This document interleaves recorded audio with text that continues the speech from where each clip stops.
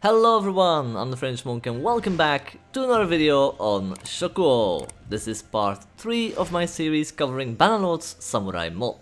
We've already unpacked quite a bit in the previous 2 videos, so if you haven't seen part 1 or 2, I'll be sure to link them right here and in the video description down below. You never know, you might have missed some of the things that you really want to get a good look at. And as you are probably aware by now, the mod is available to download over on ModDB, Nexus and the Steam Workshop. I hope with this 3-part introduction to the mod, highlighting its important and unique features that set it apart from the base game, that I can convince you to download and play this mod for yourselves. Just to sum up quickly what we've checked out so far, we went through the character creator, we got a wide view of the campaign map, and we checked out some locations in greater detail. We also took a look at a lot of the new scenes that the developers implemented, as well as some of the new features that were introduced and that came with this mod. But there's still a couple of things more to explore. So without further ado, I say let us dive back into our campaign and explore the world of Shokuho some more, shall we?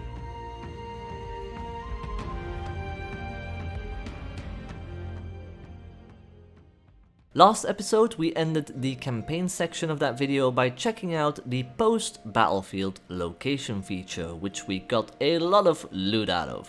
We then visited one of the castle scenes, which we managed to take a good look at, before traveling on to a nearby temple, which is also a feature that distinguishes Shokuho from the vanilla game.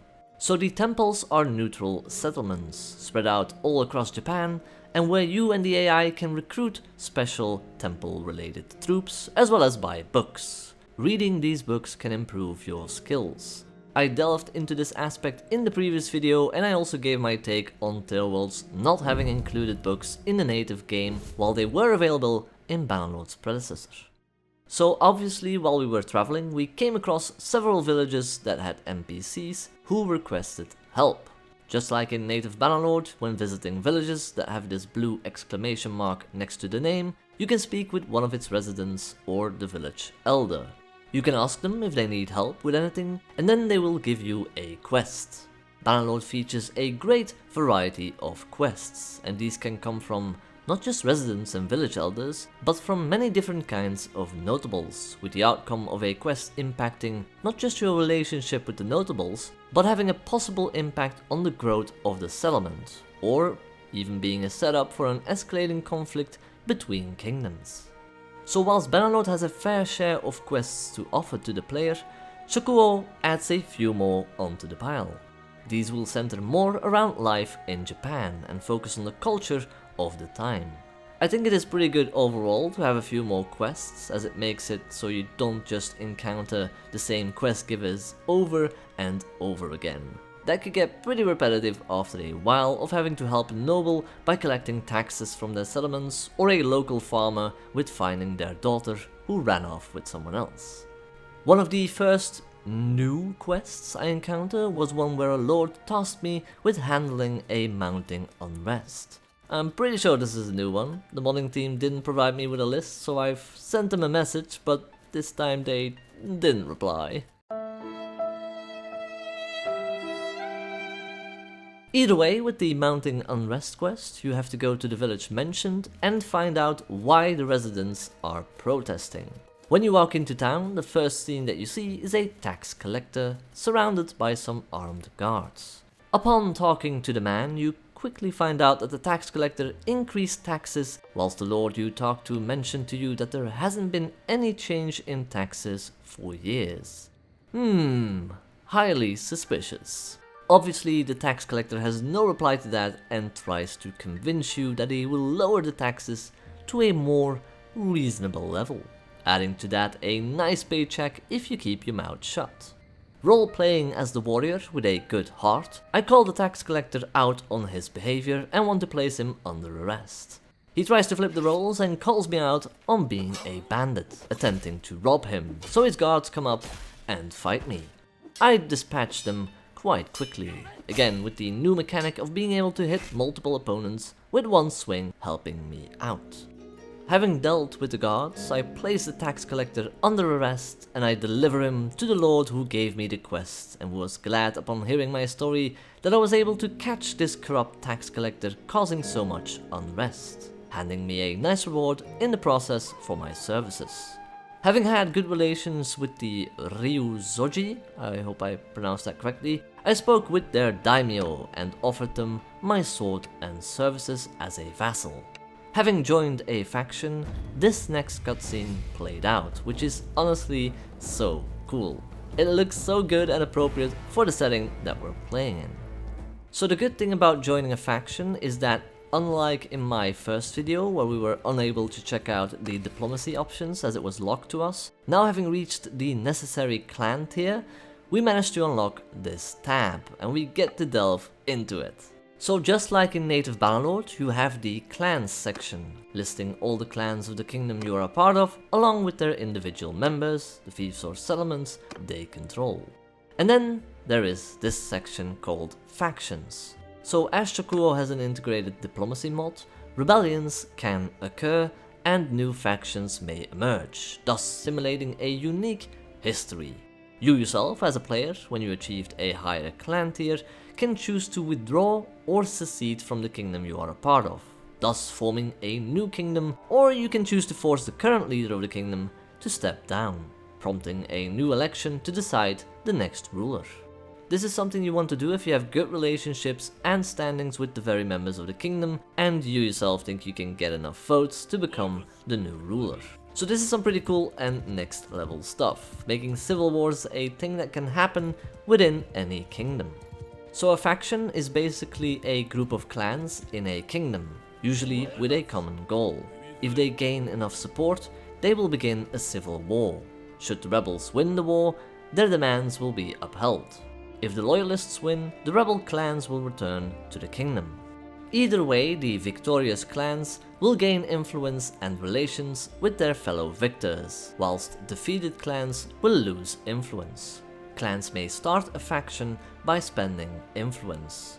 So this will provide you a bit more of a dynamic world, ever-shifting, ever-changing alliances, betrayals occurring, and so on. Next tab we got the policies screen, which we also have in native Bannerlord. Some new kingdom policies have been added and the developers also changed the names of some of the old ones to better fit within the current setting of Feudal Japan. Some of the new kingdom policies have powerful modifiers, such as one that allows western cannons for sieges and the possibility of recruiting western troops. This makes it all the more interesting to focus on kingdom management as well and playing that political part of the game. Then we got the diplomacy tab, which, as the word says, is where you will be able to manage the relationships with other kingdoms or factions. You will be able to spend money and influence to form pacts, alliances, or considering a declaration of war or a full-on declaration of war. Going back to the clans tab, you can opt to donate gold to other clans as well as grant them fiefs, spending your own influence to increase theirs, or proposing to expel the clan from the kingdom. I forgot if I mentioned this in one of my previous videos, but coming back to the UI, it looks so good, right? It's been completely redone, with all of the icons and menus changed to better fit a Japanese theme. It's just another example of the amazing work done on behalf of the Shokuho team. Since I showed you guys a land battle at the end of my previous video, I thought I'd start a custom siege battle since we've been nowhere near a big conflict in the campaign mode yet. So as for sieges, since we're covering a total conversion mod, they too have been overhauled completely. Shokuho features a tiered system of multiple gates and defenses, much like the real castles at the time, making them tough to assault as you got these layers of defenses that you need to punch your way through. Many of the buildings and structures in sieges are now destroyable, so we're talking towers, platforms, fences and more.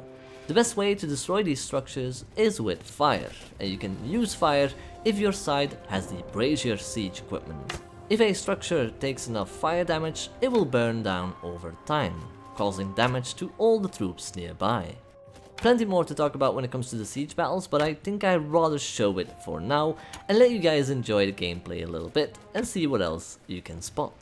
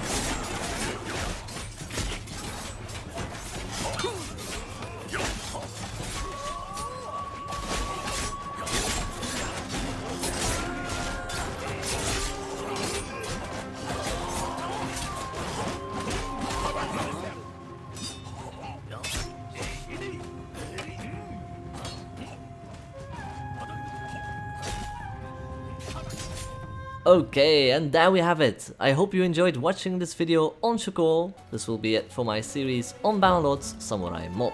I won't be doing a let's play because they tend not to do so well on YouTube in general for smaller creators, but mayhaps I'll make an exception if there's a high demand for it someday, especially now that the mod is out and is continuously being worked on and getting fixed.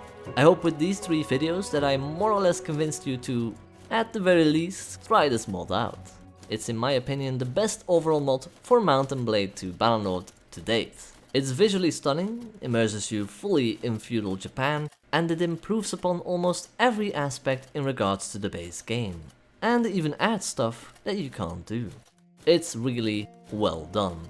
The UI, the music, the effects, and they're still working on it with already a number of patches since its release to fix issues and crashes. So let me know in the comments what you think about the project, share with me and the developers the things that you like or dislike, and more importantly, if there's anything you want me to check out in particular and show you in the next video, don't hesitate to comment down below. And the same goes for any other mods or games that you would like for me to cover. Any form of support on the channel is greatly appreciated and acknowledged. Again, thank you so much for watching this video and I hope to see you in the next one. Take care everyone.